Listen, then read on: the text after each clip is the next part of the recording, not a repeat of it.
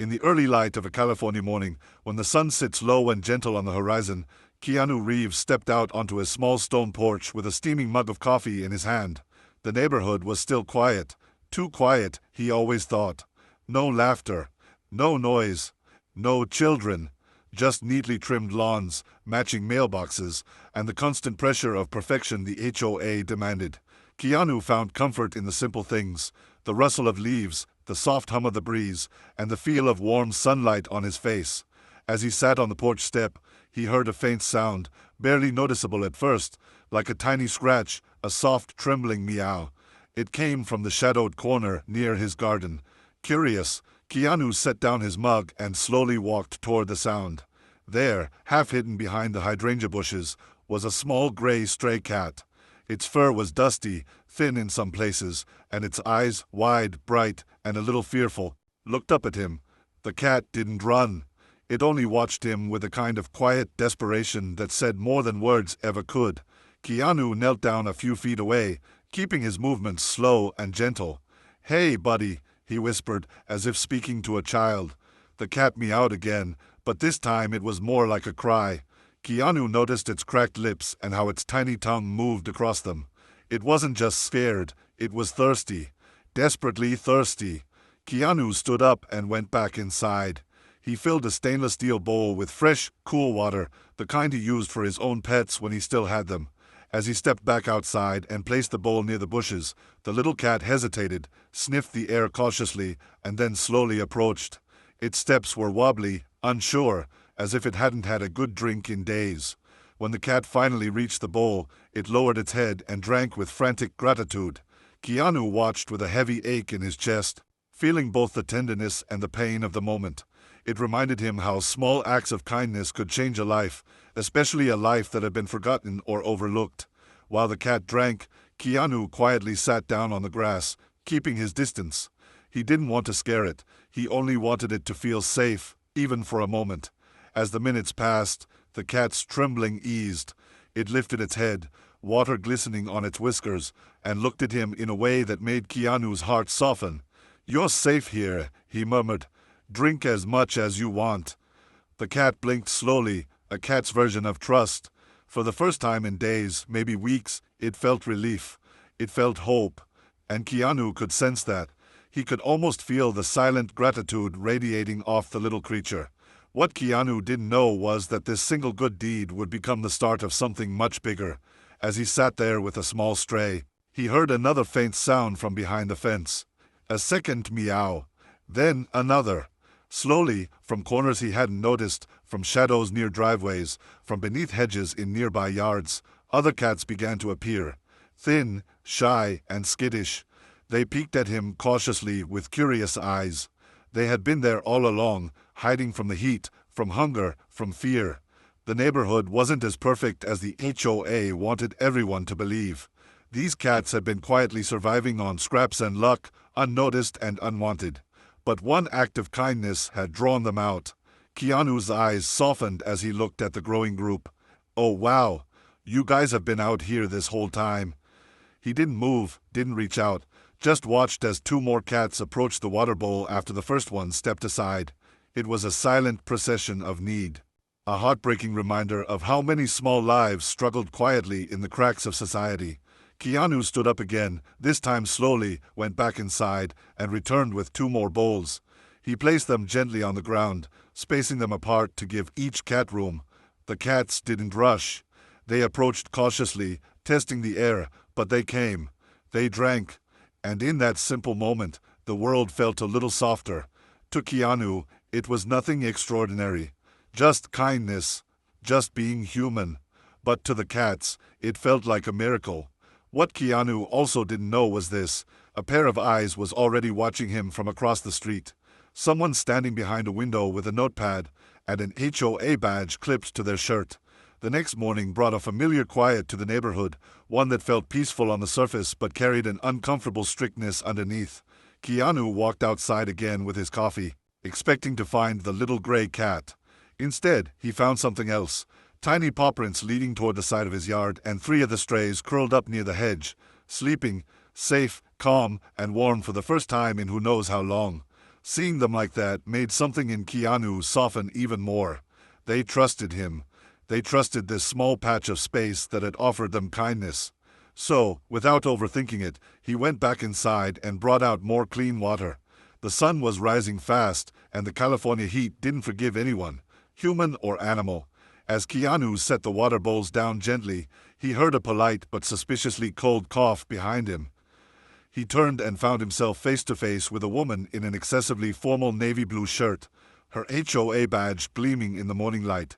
Her lips were tight, drawn into the kind of smile that wasn't really a smile at all. "Good morning, Mr. Reeves," she said in a voice that was far too sweet to be sincere. "I'm Sandra, HOA liaison for residential compliance." Keanu offered her a warm nod, not catching the tension. "Morning," he said kindly. "Everything okay?" Sandra's gaze slowly shifted to the water bowls, and then to the sleeping cats. Her expression froze like stone. "Mr. Reeves," she said, clearing her throat, "we received a report last night about activities happening on your property." Keanu blinked. Activities? Sandra's eyebrows raised sharply, as if she had caught him committing a federal crime. "Yes, it appears you have been providing water to unregistered animals." She pointed dramatically toward the sleeping cats. Keanu looked at them, then back at her. "They were thirsty," he explained softly, almost confused that this needed explanation. "It was 90 degrees yesterday." Sandra didn't seem moved. "These are not pets," she said firmly. "These are wildlife, and according to Section 14B of the HOA handbook, residents are strictly forbidden from harboring or attracting wild, stray, or feral animals. It disrupts the aesthetic harmony of the community." Keanu took a breath, steady and patient. He didn't argue. He didn't raise his voice. That wasn't who he was. Instead, he asked, "So, giving them water is a violation?" Sandra crossed her arms, the badge on her shirt catching the light again. "Yes, and not a minor one. A formal notice will be issued to you within 24 hours. It was the tone of someone who expected fear or defensiveness. But Keanu simply nodded. "Okay," he said softly. "If there's a process, I understand." His calmness seemed to irritate her. She wasn't expecting compassion, she was expecting conflict. But Keanu's energy wasn't one of defiance. It was empathy, concern, and quiet strength. After Sandra left, the air felt heavier, not because of the HOA rule, but because Keanu had seen the cat's reaction. They had woken up from the raised voices, their tiny heads lifting fearfully, their fragile bodies tensing as they watched the stranger walk away. Keanu sat down near them, speaking softly. "It's okay. You're all right."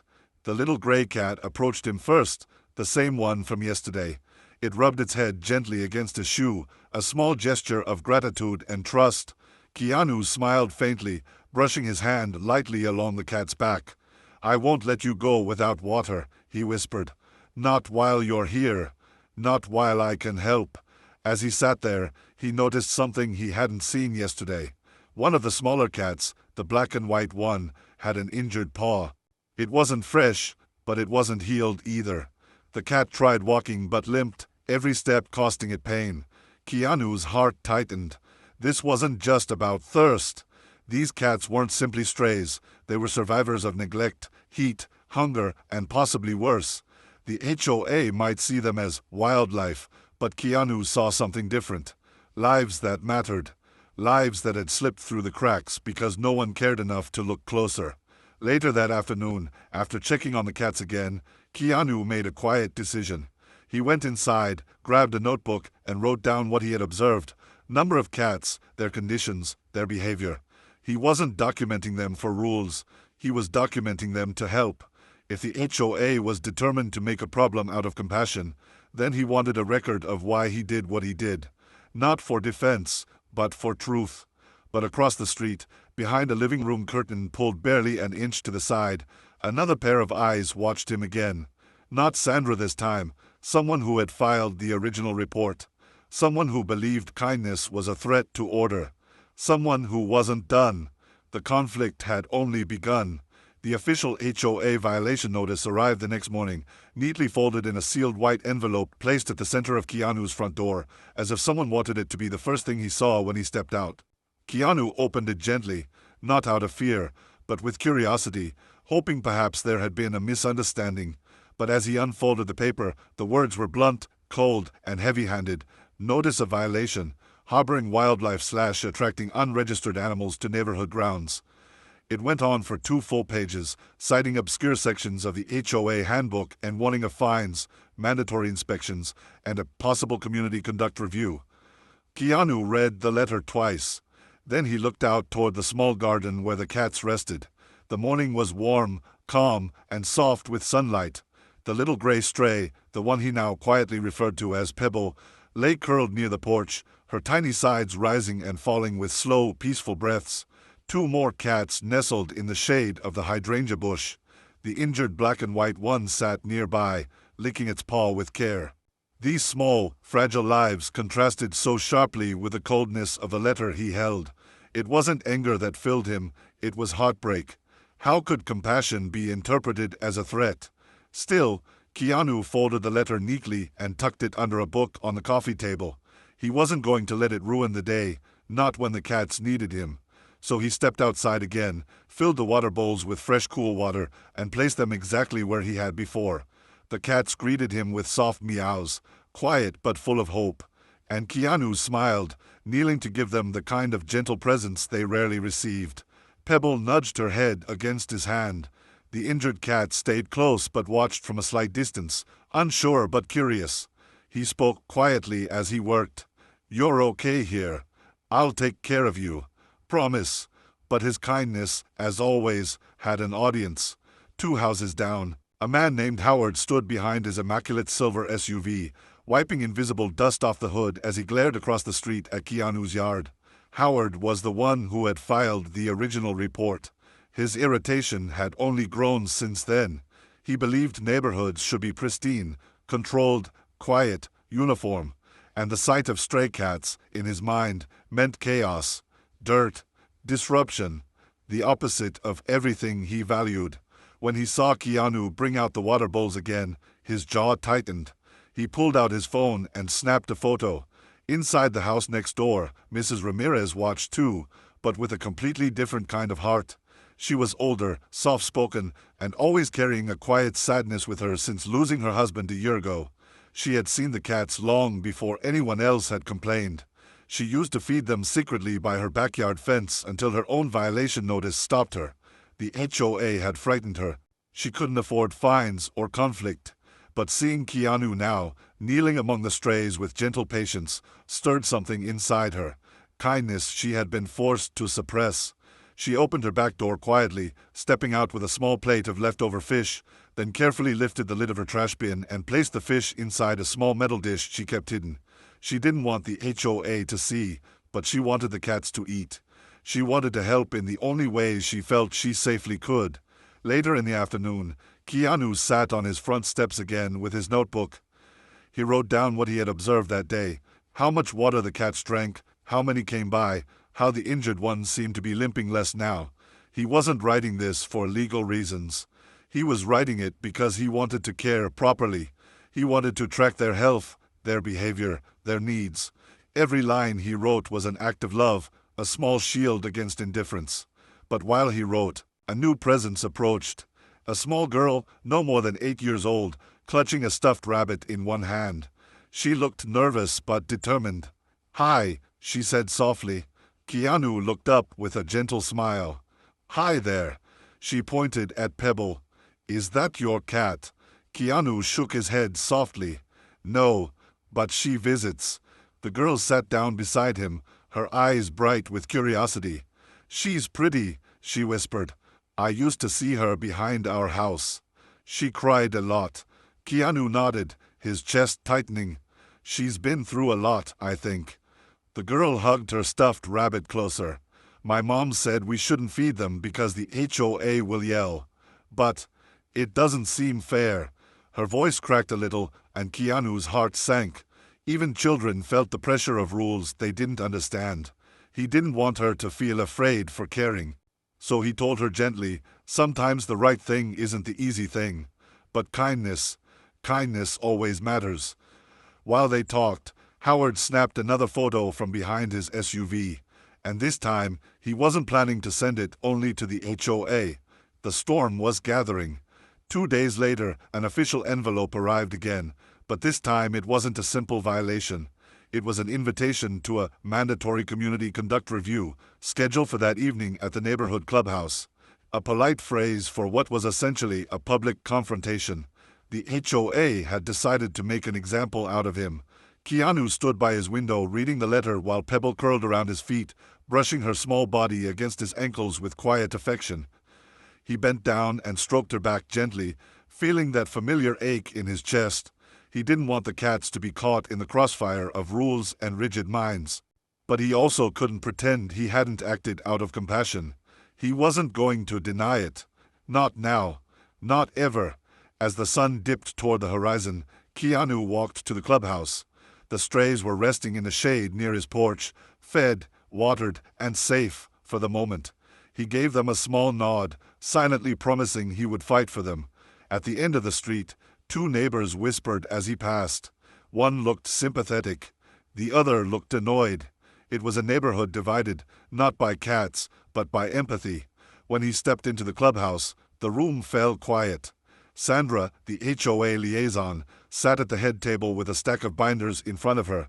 Her posture was firm, professional, a little too rigid. Howard sat a few seats away, arms crossed, lips thin with disapproval. Other residents filled the chairs, some curious, some irritated, some quietly hopeful. Mrs. Ramirez sat timidly near the back, wringing her hands, her eyes soft and worried. The little girl who'd visited Keanu sat beside her mother, clutching the stuffed rabbit again. Even she could feel the tension in the air. Sandra cleared her throat. "Thank you all for attending. We're here to address a matter concerning resident Mr. Reeves and his ongoing violation of HOA regulations, namely, the unauthorized feeding and harboring of stray wildlife." She gestured toward Keanu like presenting evidence. "This behavior has attracted stray animals into the community, creating potential risks, disturbances, and sanitation concerns." Howard lifted a folder dramatically. "I have photographic proof," he announced with a tone of triumph. He opened the folder and pulled out printed photos of Keanu kneeling beside the cats, filling water bowls, even speaking with a small girl. "This isn't just a bowl or two," he said. "This is active attraction. Encouragement. He's creating a feral animal hub on this street." A few people murmured. Some nodded. But others looked uneasy. Keanu took a quiet breath, stepping forward. He didn't raise his voice. He didn't respond with anger. His calmness filled the room like a soft breeze. "I put out water," he said softly, "because it was 100 degrees, and these cats were starving and dehydrated. They're not pests. They're living beings. And they're suffering." Sandra lifted her chin. "HOA guidelines exist for the safety and harmony of the entire community. Individual compassion cannot override group standards." But Keanu didn't flinch. "Then maybe the standards need to change." The room fell still. Keanu continued, his voice warm but steady. "These animals aren't causing harm. They're not damaging property. They're just trying to survive. We can choose to ignore that, or we can choose to help. I'm not creating chaos. I'm offering kindness. A little water. A little safety. Nothing more." Howard scoffed loudly. "But your kindness invites more strays. And where there are strays, there's disease. Meth. Noise. They don't belong here."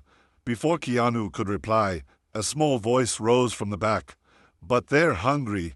It was the little girl, hugging her rabbit tightly. The room turned toward her. Her mother gently touched her shoulder as if to quiet her, but the girl continued softly, "They come because nobody else helps them. Mr. Reeves gives them water. He's not doing anything bad." Mrs. Ramirez stood too, her voice trembling but brave. "When my husband was sick, those cats used to sit outside our window. They kept him company when he couldn't go outside anymore. They're gentle. They're scared. They're not dangerous." She looked at Keanu with grateful eyes. "Thank you for helping them." Some of us just couldn't. The room shifted. Even some who hadn't spoken before seemed uneasy with the HOA's severity. Sandra cleared her throat, defensive now. Emotional stories aside, rules are rules. The community voted on them. No, Keanu said softly. A board voted, not the community. Another murmur rippled through the room. He continued, if caring for thirsty animals is against the rules, maybe the rules aren't protecting us. Maybe they're preventing us from being human. His words didn't anger. They warmed. They softened. They reached people. And for the first time, Sandra seemed unsure. But Howard wasn't done. What you're doing is wrong, he said sharply, and we'll enforce consequences if we must. Keanu met his eyes with quiet strength. If being kind is a violation, then I'll take responsibility. But I won't stop caring. A storm was coming, yes, but something else was building too. Support. The night of the HOA meeting settled heavily over the neighborhood. The clubhouse lights eventually shut off, and people trickled home in small clusters, some whispering nervously, others silently reflecting. But even long after the discussion ended, Keanu felt the weight of everything that had unfolded. Pebble and the others were waiting for him on the porch, their small bodies curled close together in a cluster of trust and vulnerability. As he approached, Pebble stood up immediately and rubbed her head against his knee, purring softly. It was a simple gesture, but in the quiet of the evening, it felt like a promise. You're not alone. Keanu knelt down, running a gentle hand along her back. We'll figure this out, he whispered. I won't let them push you away. The other cats surrounded him too, forming a soft, living circle around his feet. He stayed there for a while, stroking their fur, letting the warmth of their fragile lives calm the storm building inside him. He didn't regret his actions, but he worried about what would come next. The HOA wasn't going to let go easily.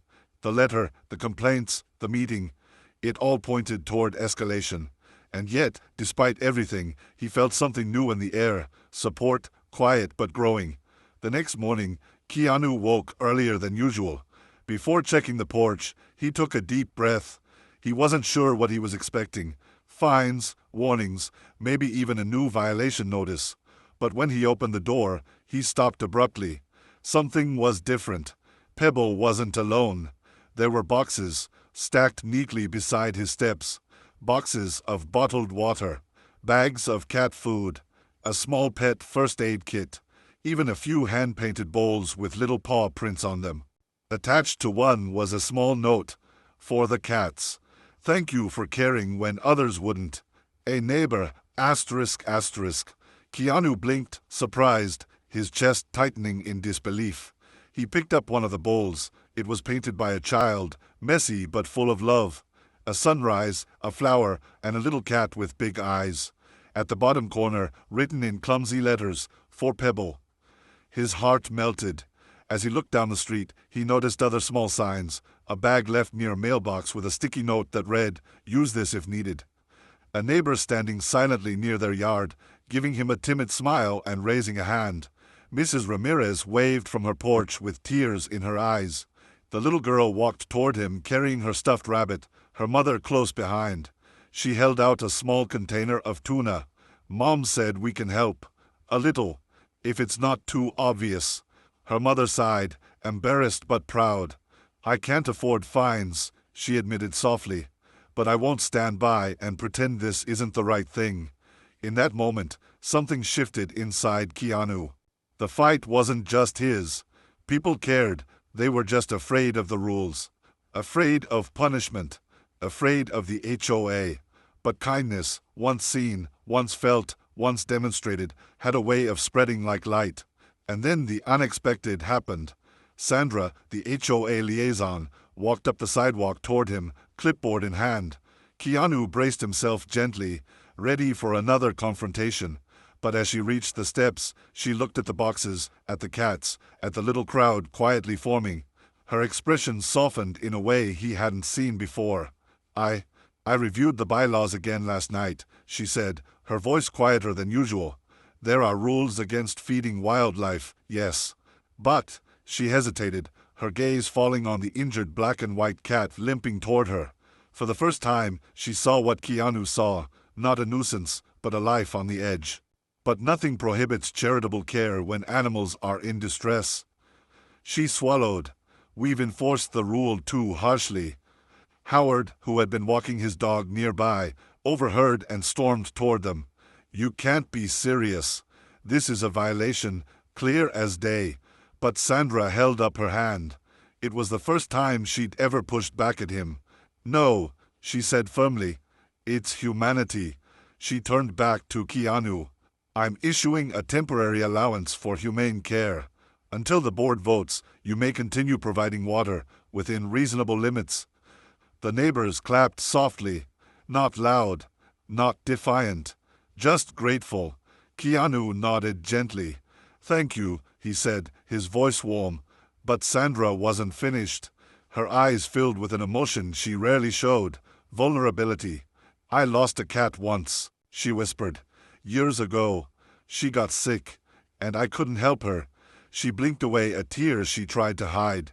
Seeing these cats, I think I forgot how much it meant. Howard scoffed again, but this time nobody supported him. The community had spoken, quietly but clearly. As the sun rose higher, neighbors gathered around. A small girl placed the tuna gently beside Pebble. Mrs. Ramirez brought a tiny handmade blanket. Someone else offered to help pay for vet care for the injured cat. Slowly, the stony, silent neighborhood softened because of kindness, because of cats, because one man decided to care and others followed. Keanu looked at the cluster of people, the cats weaving between their legs, the warm morning sunlight painting everything gold. He knelt and whispered to Pebble, "You're safe now." And this time, it was finally true.